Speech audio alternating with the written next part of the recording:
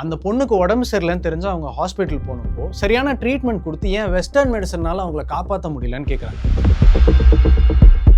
இப்போ நம்ம பேசிக்கிட்டு இருந்த போராக்ஸ் இதெல்லாம் டாக்ஸிக்கான எலிமெண்ட்ஸ்னு தெரிஞ்சும் இதை இந்தியன் ட்ரெடிஷ்னல் மெடிசனில் ஃபாலோ பண்ணுறதா சொல்கிறாங்களே, அது உண்மைதானா? ஸோ இப்போ இந்த ப்ராப்ளத்துக்கு வெயிட் லாஸ்க்கு போராக்ஸ் யூஸ் பண்ணலாங்கிறது இருக்குங்களா சார்? லைக் யூடியூப்ல பார்த்து நான் இது பண்ணேன் அப்படின்னு சொல்லி அளவு ஏதோ கூட போயிடுச்சு போல. அது கொஞ்ச நேரத்திலேயே ஒரு 10 நிமிஷம் ஒரு அரை மணி நேரத்திலேயே வாந்தி வயிற்றால எல்லாம் போயிடுச்சு. உடல் எடையை குறைக்கணும், யூடியூபால் பறிபோன உயிர். மதுரையில் உடல் பருமனை குறைக்க யூடியூபை பார்த்து வெங்காயம் சாப்பிட்ட கல்லூரி மாணவி பரிதாபமாக உயிரிழந்துள்ளார். ரீசெண்டாக கலையரசி அப்படிங்கிற மதுரையை சேர்ந்த 19 வயசு பொண்ணு வெங்காரம் அப்படிங்கிற ஒரு பொருளை தண்ணியில் கரைச்சி சாப்பிட்றது மூலமாக ஒரு மாதத்தில் 10 கிலோ வரைக்கும் வெயிட்டை கம்மி பண்ண முடியும்னு யூடியூப்பில் ஏதோ ஒரு இயற்கை மருத்துவர் சொன்னதை நம்பி அதை ஃபாலோ பண்ணி இறந்தும் போயிருக்காங்க. இந்த டிப்பை ஃபாலோ பண்ணதுனால தான் என்னோட மகள் இறந்துட்டா அப்படின்னு அவங்க அப்பா ஒரு குற்றச்சாட்டம் வைக்கிறாரு. இதனாலேயே ரீசெண்ட் டைம்ஸில் சோஷியல் மீடியாவில் இந்தியன் மெடிசன் வெர்சஸ் வெஸ்டர்ன் மெடிசன்ற ஒரு பெரிய சண்டையே போய்கிட்டு இருக்கு. வெங்காரம் அப்படிங்கிறது ஒரு பாய்சனஸ் சப்ஸ்டன்ஸ்னா அது எதுக்கு வெயிட் லாஸ்க்கான ஒரு மருந்தா டாக்டர் ப்ரிஸ்கிரைப் பண்ணணும்? இதை பற்றி சித்தா ஆயுர்வேதா மாதிரியான இந்தியன் மெடிசன்ஸை ஃபாலோ பண்ணுற டாக்டர்ஸ் என்ன நினைக்கிறாங்க, வாங்க டீட்டெயிலாக தெரிஞ்சுக்கணும். இந்தியன் மெடிசனுக்கும் வெஸ்டர்ன் மெடிசனுக்கும் நடக்கிற இந்த பிரச்சனை இன்னைக்கு நேற்றுக்கு நடக்கிறது இல்லை, ரொம்ப காலமாகவே போய்கிட்டு தான் இருக்குது. இன்னும் சொல்லப்போனால் வெஸ்டர்ன் மெடிசன் அண்ட் நிறைய ரிசர்ச் ஆர்டிகல்ஸ் இந்த ஆயுர்வேதிக் மெடிசனை பெருசாக கன்சிடர் பண்ணுறதே இல்லை. நிறைய ரிசர்ச் ஆர்டிகல்ஸ் இந்த ஆயுர்வேதிக் மெடிசனில் அதிக அளவில் லெட், ஆர்சனிக், மர்க்யூரி மாதிரியான டாக்ஸிக் மெட்டல்ஸ் இருக்கிறதாவும் லாங் டேர்மாக இந்த மெடிசனை ஃபாலோ பண்ணுறதுனால கிட்னி ஃபெயிலியர் அப்புறம் லிவர் ப்ராப்ளம்ஸ் எல்லாம் வரதாகவும் நிறைய அலிகேஷன்ஸை அவங்க முன்வைக்கிறாங்க. ஏன் நம்மளே நிறைய நியூஸில் கேள்விப்பட்டிருப்போம், டயபெட்டிஸ், ஹைப்பர் டென்ஷனுக்காக சித்தா டாக்டர் கிட்ட போனவங்க இறந்து போனது, அப்புறம் ஹோமியோபதி டாக்டர் சொன்ன மருந்தை ஃபாலோ பண்ணி கிட்னி ஃபெயிலியர்னால இறந்து போனது அப்படின்னு. சரி, இது இந்தியன் மெடிசனை ஃபாலோ பண்ணுறவங்களுக்கு மட்டும்தான் நடக்குதா அப்படின்னு கேட்டிங்கன்னா அப்படிலாம் கிடையாது. காஃப் சிரப் குடிச்சு இறந்து போனவங்க, டோலோ சாப்பிட்டு இறந்து போனவங்க நிறைய மெடிக்கல் டெத் கேசஸ் இருக்குது. அதில் ஒன்று தான் இந்த வெங்காரம் கேஸ். வெங்காரம் அப்படிங்கிறது போராக்ஸ், அதாவது சோடியம் போரேட் இல்லை டெட்ரா போரேட் அப்படின்னு சொல்லுவாங்க. இது இயற்கையாக கிடைக்கக்கூடிய ஒரு உப்பு வகை. இயற்கையாக கிடைக்கிறதுனால இது உடம்புக்கு ரொம்ப நல்லது அப்படின்னு அர்த்தம் கிடையாது. ஏன்னா இது எலி, கரப்பாம்பூச்சி மாதிரியான பெஸ்ட்டை கண்ட்ரோல் பண்ணுற ஒரு பூச்சிக்கொல்லி, அப்புறம் கிளீனிங் ஏஜென்ட், அப்புறம் டிட்டர்ஜென்ட்டாக இதை பயன்படுத்தும். இந்த போராக்ஸை சாப்பிட்டு வெயிட் லாஸ் பண்ணுறது ஒன்றும் புதுசு கிடையாது. ஏன்னா ஒரு 5-6 வருஷத்துக்கு முன்னாடி யூஎஸ்ல இந்த டெக்னிக் ரொம்பவே ஃபேமஸாக இருந்தது. அப்போவே இதுக்கு அகேன்ஸ்டாக நிறைய அவேர்னஸ்லாம் கிரியேட் பண்ணியிருந்தாங்க. நம்ம பாடி 70% வாட்டர்னால ஆனது அப்படிங்கிறது உங்கள் எல்லாருக்குமே தெரியும். இந்த போராக்ஸை நம்ம கம்மியான அளவில் சாப்பிட்டோம் அப்படின்னாலே நம்மளோட டைஜஸ்டிவ் ட்ராக்டில் இரிட்டேஷன் ஏற்பட்டு ரிப்பட்டேட்டிவாக டயரியா, வாமிட்னு ஏற்பட்டுக்கிட்டே இருக்கும். இதனால டீஹைட்ரேட் ஆகிடும். ஸோ உடம்புல இருக்கிற தண்ணியெல்லாம் வெளியில் போயிட்டதுனால டெம்பரரியாக வெயிட் லாஸ் ஆகிடுச்சு அப்படின்னு நீங்கள் நினச்சிப்பீங்க. ஆனால் ஒன்ஸ் நீங்கள் நார்மல் ஆனதும் தண்ணி குடிச்சிட்டிங்கன்னா பாடி திரும்ப பழைய வெயிட்டுக்கே வந்துடும். ஆனால் அந்த வீடியோவில் சொன்ன மாதிரி உங்களோட ஊழ சதெல்லாம் கம்மியாகும். இந்த வயிறு அண்ட் குடல் இதில் மெலிசான ஒரு மியூக்கஸ் லேயர் இருக்கும். அதுதான் உங்களோட வயிறையும் குடலையும் ப்ரொடெக்ட் பண்ணும். ஆனால் போராக்ஸ் அப்படிங்கிறது ஒரு ஆல்கலைன் காம்பவுண்ட். இது உங்களோட மியூக்கஸ் லேயரை ஃபஸ்ட்டு இரிட்டேட் பண்ணும். ஆனால் வேர்ஸ்ட் கேஸில் அது உங்களுடைய கேஸ்ட்ரோ இன்டெஸ்டினல் ட்ராக்டே டேமேஜ் பண்ணுறதுக்கான வாய்ப்பு இருக்குது. இதுக்கான சிம்டம்ஸ் தான் vomiting, diarrhoea, abdominal pain, dehydration. இதெல்லாம் ஒருவேளை நம்மளோட இன்டெஸ்டைன் இந்த போராக்ஸை அப்சார்ப் பண்ணி பிளட் ஸ்ட்ரீம் வழியாக உடம்பு ஃபுல்லாக ட்ரான்ஸ்ஃபர் பண்ண ஸ்டார்ட் பண்ணிடுச்சு அப்படின்னா நம்ம உடம்புல இருக்கிற நிறைய ஆர்கன்ஸில் அது ப்ராப்ளம் கிரியேட் பண்ணும்.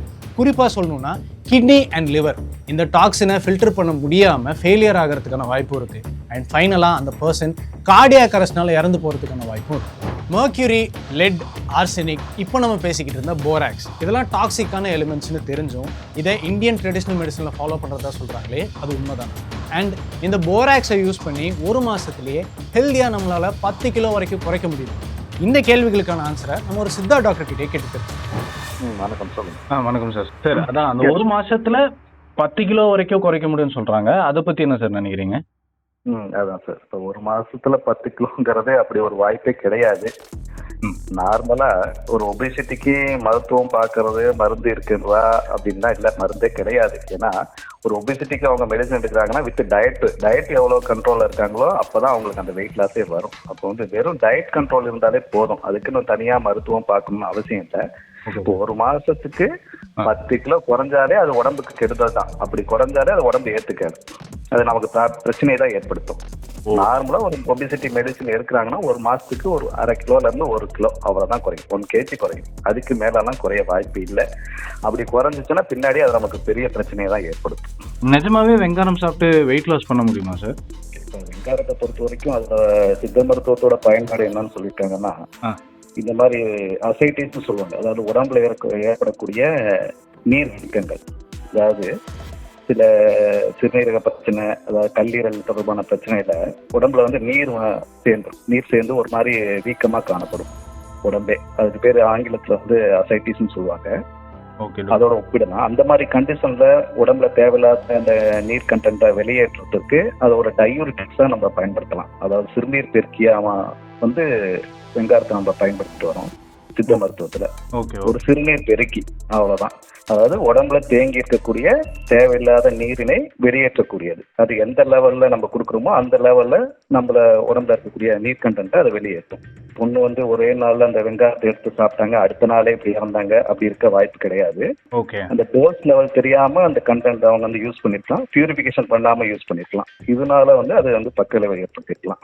ஸோ இப்போ இந்த ப்ராப்ளத்துக்கு வெயிட் லாஸ்க்கு போராக்ஸ் யூஸ் பண்ணலாங்கிறது இருக்குங்களா சார்? லைக் அப்படி ஒன்று கண்டென்ட் இல்லை. ஒருத்தவங்களுக்கு வெயிட் கெயின் ஆகுதுன்னா அது என்ன ரீசன்? ஒருத்தவங்களுக்கு ஹார்மோன் இம்பேலன்ஸ்னால கூட வெயிட் ஏறலாம், இல்ல அதிகப்படியான உணவு பழக்க வழக்கங்கள்னால ஜங்க் ஃபுட்பாங்க அந்த மாதிரி எடுக்கிறதுனால வெயிட் ஏறலாம்.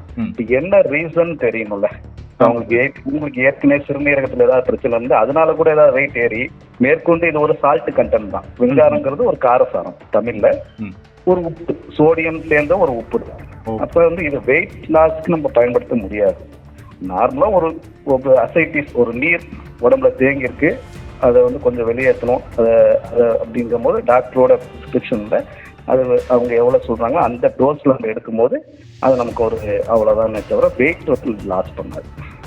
இப்போ இன்னும் ஒரே ஒரு கேள்வி சார், என்னன்னா இப்போ ட்ரெடிஷ்னல், அதாவது பாரம்பரிய மருத்துவம்னு சொல்லிக்கலாம் சார். இப்போ அதுல மெட்டலோடைய இன்வால்வ்மெண்ட் இருக்குன்ற மாதிரி, இப்போ கொஞ்சம் சிறிதளவு மர்க்யூரி இருக்கும், அர்சனிக் இருக்கும், லெட் இருக்கும், இதெல்லாம் ட்ரீட்மெண்ட் உங்க மெடிசனோட ஒரு பாகமாவே இருக்கு. இது லாங் டர்மா எடுக்கும்போது ஆர்கன்ஸ்ல பெருசா, அதாவது கிட்னி ஆகட்டும் லிவர் ஆகட்டும் ஓரளவுக்கு அஃபெக்ட் ஆகுதுன்ற மாதிரி சொல்றாங்க. இது எப்படி சார்? இது எந்த அளவுக்கு உண்மை? இப்ப சித்த மருத்துவம் எங்களுடைய ஃபார்மகோபியா படி நாங்க வந்து ஹெர்பல் யூஸ் பண்றோம், மெட்டல் யூஸ் பண்றோம், எல்லாமே பயன்படுத்துறோம் தான். மெர்க்குரி கண்டென்ட் யூஸ் பண்றோம், எல்லாம் பயன்படுத்துறோம் தான். அது எங்க ஃபார்மகோபியா படி அது எப்படி பயன்படுத்தணுங்கிற முறை சித்தர்களே சொல்லியிருக்காங்க. அன்னைக்கு எடுத்தோடனே ஒரு நோய் வராங்க, அவங்களுக்கு எடுத்தோடனே நாங்க மெர்க்குரி கண்டென்ட் கொடுக்குறோம், ஆர்சனிக் கண்டென்ட் கொடுக்குறோம், அப்படிலாம் கிடையாது. அது அளவு இருக்கு, அளவு நாள் அளவு இருக்கு. இது கொடுக்கும்போது அவங்களுக்கு பக்கையில ஏற்படாத அளவு கொடுக்கறதுக்கு தான் நாங்க படிச்சிருக்கோம். Yes sir. இந்தியன் மெடிசனை சப்போர்ட் பண்ணுறவங்க என்ன சொல்கிறாங்கன்னா, அந்த பொண்ணுக்கு உடம்பு சரியில்லைன்னு தெரிஞ்சு அவங்க ஹாஸ்பிட்டல் போனப்போ சரியான ட்ரீட்மெண்ட் கொடுத்து ஏன் வெஸ்டர்ன் மெடிசனால் அவங்கள காப்பாற்ற முடியலன்னு கேட்குறாங்க. இதுக்கான ரீசனாக என்ன சொல்லப்படுதுன்னா, போராக்ஸ்க்கு ஒரு ஸ்பெசிஃபிக்கான ஆன்டிடோட் கிடையவே கிடையாது. உதாரணத்துக்கு இப்போ ஒருத்தருக்கு சைனைட் பாய்சனிங் ஆயிடுச்சு அப்படின்னா அவங்களுக்கு ஹைட்ராக்சோகொபாலமின் அப்படிங்கிற ஒரு ஆன்டிடோட்டை செலுத்துவாங்க. அது சைனைட் கூட பைண்ட் ஆகி டாக்ஸிசிட்டியை நியூட்ரலைஸ் பண்ணி யூரின் வழியாக டாக்ஸினை வெளியில் தள்ளிடும். ஆனால் போராக்ஸ்க்கு அந்த டாக்ஸிசிட்டியை ரிவர்ஸ் பண்ணக்கூடிய ஒரு ஆன்டிடோட் இப்போ வரைக்கும் கண்டுபிடிக்கப்படலை. அதனால டாக்டர்ஸ் ஐவி மூலமாக ஃப்ளூயிட்ஸை மட்டும் தான் இன்ஜெக்ட் பண்ணுவாங்க. அது பாடியில் இருக்கிற எலக்ட்ரோலைட் லெவலை மெயின்டைன் பண்ணி டீஹைட்ரேஷனை கொஞ்சம் கொஞ்சமாக ஸ்டாப் பண்ணும். ஆனால் இந்த ட்ரீட்மெண்ட் மூலமாக சிம்டம்ஸை மட்டும் தான் நம்மளால் கண்ட்ரோல் பண்ண முடியும். அண்ட் ரொட்டீன் பிளட் டெஸ்ட்டில் டைரெக்டாக போராக்ஸை கண்டுபிடிக்க முடியாது. அதுக்கு ஸ்பெஷல் டாக்ஸிகாலஜி டெஸ்ட் தேவைப்படும். அதுதான் இந்த பொண்ணோட கேஸ்லையும் நடந்திருக்கு. வைட்டல்ஸ் கொஞ்சம் ஸ்டெபிலைஸ் ஆனதும் சிம்டம்ஸ் கொஞ்சம் கம்மியானதும் டாக்டர்ஸ் அந்த பொண்ணை டிஸ்சார்ஜ் பண்ணியிருப்பாங்க. ஆனால் கொஞ்ச நேரத்திலேயே அந்த சிம்டம்ஸ் திரும்ப வர ஆரம்பிச்சிருக்கும். இதை தான் toxic lag effect or delayed toxicity அப்படின்னு சொல்லுவாங்க. இந்த மாதிரி டைமில் என்ன ஆகும்னு பார்த்தீங்கன்னா, ஹார்ட் ரிதம், கிட்னி, மெட்டபாலிசம் இதெல்லாம் கிராஜுவலாக ரொம்ப சிவியராக அஃபெக்ட் ஆகும். இதுதான் அந்த பொண்ணுக்கும் நடந்து. அன்ஃபார்ச்சுனேட்லி அந்த பொண்ணு உயிரிழந்துட்டாங்க. எல்லா மெடிக்கல் டெத் கேசஸ்லையும் மோஸ்ட்லி காமனாக இருக்கிறது ரெண்டே விஷயம் தான்.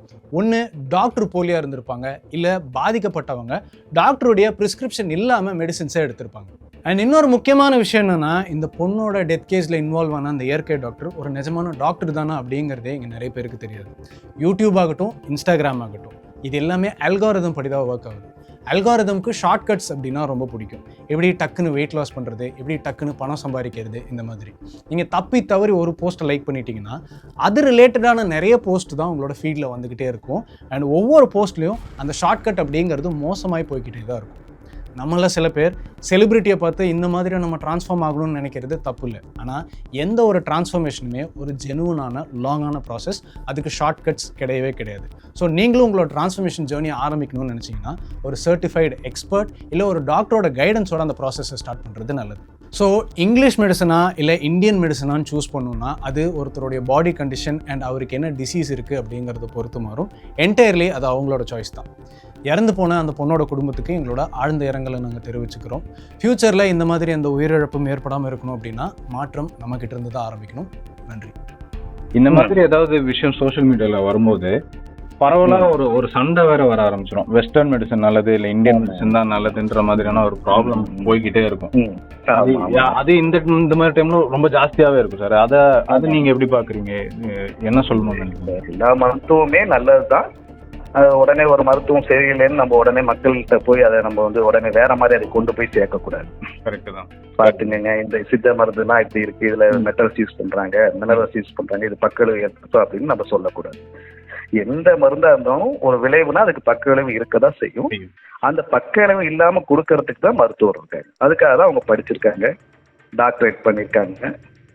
அது எப்படி மக்கள்கிட்ட கொண்டு போய் சேர்க்கணும்னு அந்த மருத்துவருக்கு தான் தெரியும்.